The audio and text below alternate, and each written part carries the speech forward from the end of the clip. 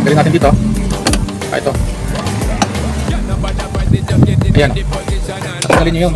Kasi yan ang laging nasisira. Tapos, ang gagawin natin dito ay putulan natin.